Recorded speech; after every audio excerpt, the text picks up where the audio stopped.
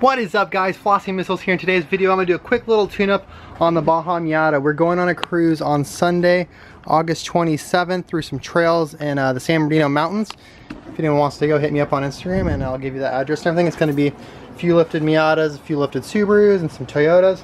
But I want to make sure this thing's running tip-top, and I noticed some mice have been chewing on my spark plug wires, so got some new spark plug wires, some dielectric grease.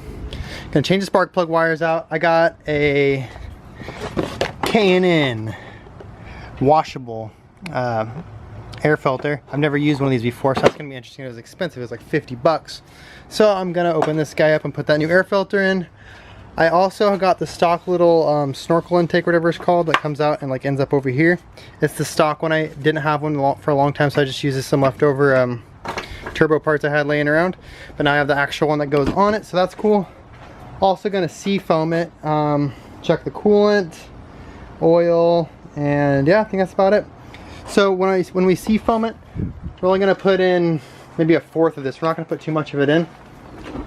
We're gonna suck it in right, well, the motor's gonna suck it in right here at this brake booster vacuum line. And I'll put in a little cup just to make it easier. What you're gonna do is turn on your motor, let it run, suck all the amount that you decide you want to put into your car, and let it sit for about 20 minutes. And then after 20 minutes, fire it up and then just let it run until it quits smoking, and it should burn off all that crap inside your motor. And in the meantime, I'll be changing out the spark plug wires and the air filter and all that stuff, so it's gonna work out good. But let's get started. All right, the car is started. I'm gonna get this hose clamp and move it up. Grab your seafoam.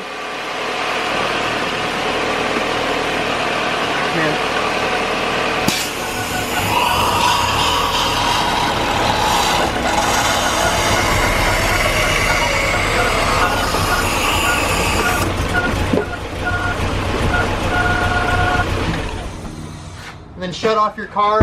You're gonna want to let it sit for 20 minutes, and it's just gonna eat up all that crap inside your motor. And then after that, we're gonna go ahead and fire it up, and you're gonna see all the smoke that blows out of it. But in the meanwhile, we're gonna change the spark plugs and the air filter. I mean the spark plug wires. We already did the spark plugs not too long ago, so just the wires. Okay, the spark plug wires are obviously pretty easy to change. Make sure you pick up some dielectric grease just to keep all the corrosion, any rust that could happen. You want to organize these things from like longest to shortest, and you'll see exactly where they go. There's actually a number on your coil pack as well, so in case you get confused somehow. But yeah, what we're gonna do is just put a little bit on this end and a little bit on this end.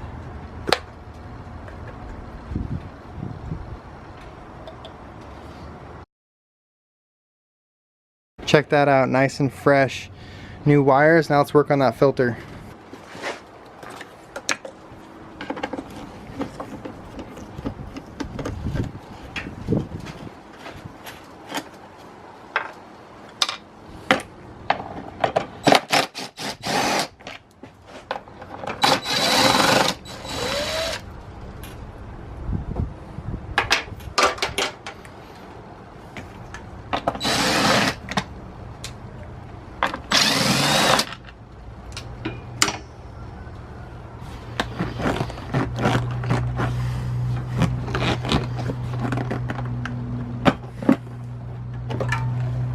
Oh my gosh, my poor car. So this thing is disgusting. I feel so bad for my poor car. This isn't that old either. As you can see, it's just jam-packed full of dirt. Oh my gosh. That is not good. So yeah, I'm glad I'm getting rid of this paper one. I'm putting a reusable one that we can wash and clean and keep nice, because this thing is disgusting. Now let's change out this little tube. 10mm I got on there.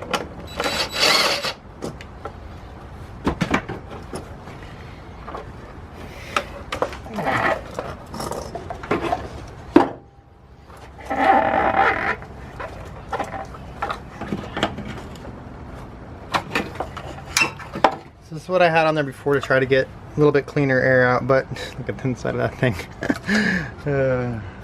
Here's the stock style one. Goes in there like that.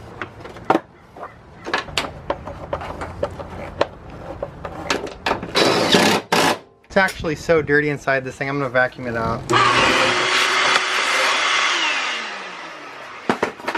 Makes me feel a little bit better about it. So here's the brand new K&N air filter. It's got a 1,000,000-mile warranty, so that's pretty cool, I guess. And I don't think you have to put anything on it. I was thinking it might be like a motorcycle, like a dirt bike air filter. We have to put some sticky stuff on it to grab the dirt, but I read the instructions, didn't say anything about that, like any type of oil or anything. But yeah, it looks really good on there actually. And hopefully it washes good and stays nice. Fits pretty good too, honestly. Fits pretty good to the plastic mold.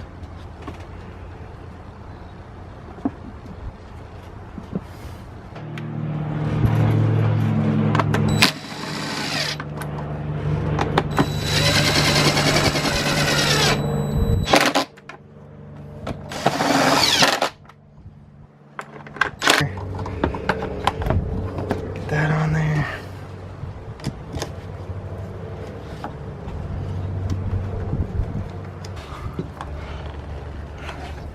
And it's also been about 20 minutes, so let's fire this thing up and see how much smoke comes out.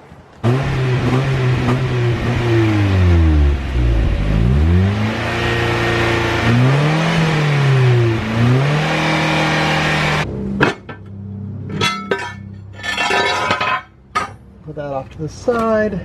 The drain bolt happens to be a 19, but yours might be different. Crack open your drain, make sure you have your washer. Don't lose that guy. And by the looks of this, color-wise, definitely needed an oil change. While that's draining, you can go ahead and start pulling your oil filter off. Okay, for the oil filter, the easiest way I've found is reaching your hand right through here in this area. My hand's pretty big and it actually fits, so that's how I do my oil filters. If they're really tough and they're stuck on there, I have gone from underneath and had better luck that way, so kind of just up to you.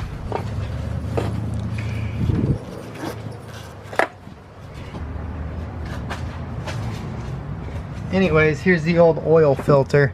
I ended up dropping it. Make sure you get a little bit of this old oil and put it on your new filter, just a little rubber O-ring so it doesn't break when you go and tighten it back on. Here's a new one going on, got a little bit of oil on it. You just want to hand tighten your oil filter, don't go too crazy tight, or next time you take it off you'll wishing you didn't. You also want to tighten your drain plug, make sure that copper washer is in there, don't go too crazy tight with it, but yeah, like I said, make sure there is a washer in there and you don't have to tighten the crap out of it or anything. And then throw your skid plate back on if you have one. You're most likely gonna put 4 quarts in it. If you have a 1.6, it's a little bit less, I believe.